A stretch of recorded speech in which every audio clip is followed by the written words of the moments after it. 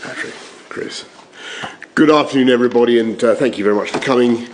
I've just chaired a meeting of the Government's Emergency Committee, including ministers from Scotland, Wales and Northern Ireland, and it's clear that coronavirus COVID-19 continues and will continue to spread across the world and our country over the next few months.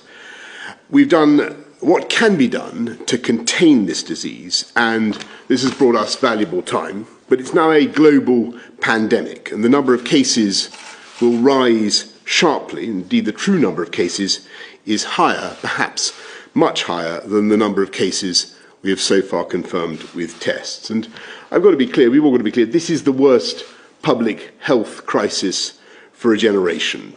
Some people compare it to seasonal flu. Alas, that is not right. Owing to the lack of immunity, this disease is more dangerous and it's going to spread further. And I must level with you, level with the British public. More families, many more families, are going to lose loved ones before their time. And the Chief Scientific Advisor will set out the best information we have on that in a moment. But as we've said over the last few weeks, we have a clear plan that we are now working through. And we're now getting on to the next phase in that plan, because this is now not just an attempt to contain the disease as far as possible, but to delay its spread and thereby minimize the suffering. If we delay the peak even by a few weeks, then our NHS will be in a stronger state as the weather improves and fewer people suffer from normal respiratory diseases, more beds are available, and we'll have more time for medical research. We can also act to stretch the peak of the disease over a longer period so that our society is better able to cope. The Chief Medical Officer will set out our lines of defence. We have to deploy these at the right time to maximise their effect. The most important task will be to protect our elderly and most vulnerable people during the peak weeks when there is the maximum risk of exposure to the disease and when the NHS will be under the most pressure. So the most dangerous period is not now, but some weeks away, depending on how fast it spreads. Today, therefore, we're moving forward with our plan. From tomorrow, if you have coronavirus symptoms, however mild, either a new continuous cough or a high temperature, then you should stay at home for at least 7 days to protect others and help slow the spread of the disease. We advise all those over 70 with serious medical conditions against going on cruises, and we advise against international school trips. At some point in the next few weeks, we are likely to go further, and if someone in a household has those symptoms, we will be asking everyone in that household to stay at home. We're not introducing this measure yet for reasons Sir Patrick will explain, but I want to signal now that this is coming down the track. We are considering the question of banning major public events such as sporting fixtures, and the scientific advice, as we've said over the last couple of weeks, is that this banning such events will have little effect on the spread.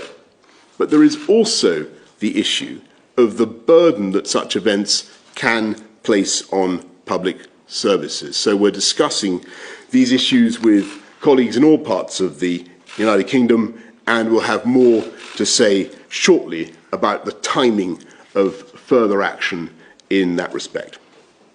At all stages, we have been guided by the science, and we will do the right thing at the right time.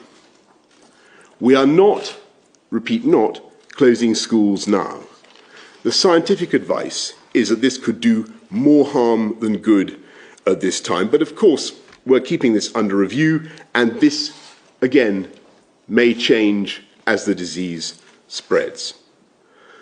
schools should only close if they are specifically advised to do so, and that remains our advice. There is no escaping the reality that these measures will cause severe disruption across our country for many months.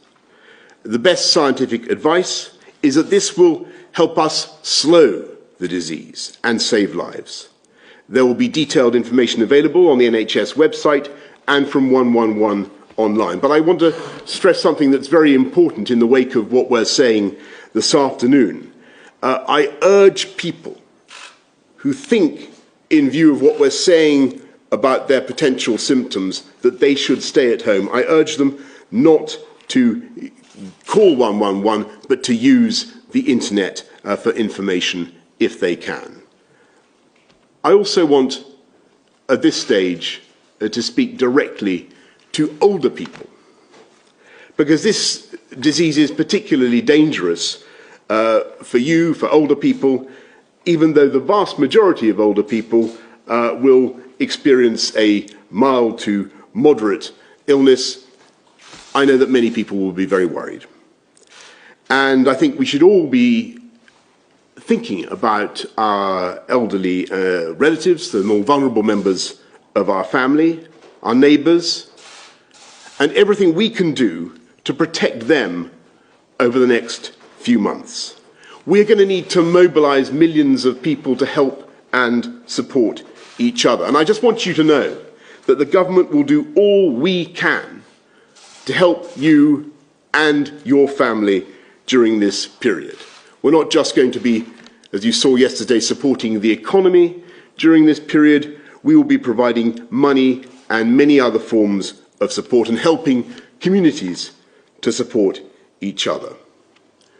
And as we've done over the last few weeks, we will continue to provide, as soon as we have it, as much clear scientific and medical information as we can.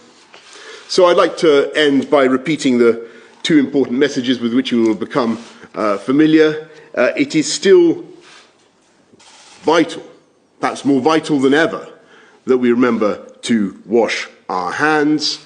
And lastly, of course, even if things seem tough now, just to remember that we will get through this. This country will get through this epidemic, just as it has got through many tougher experiences before, if we look out for each other and commit wholeheartedly to a full national effort. And secondly, can I quickly ask you whether you have any concerns yourself? You're coming into a lot of contact with a lot of people in small environments rather than mass gatherings, whether you yourself have any concerns or worries, like a lot of people do, about getting coronavirus, and whether, as Prime Minister, you've got measures in place with your, I think it's your first Secretary of State, I believe is Dominic Raab, to step in should you be incapacitated for any length of time. Thank you.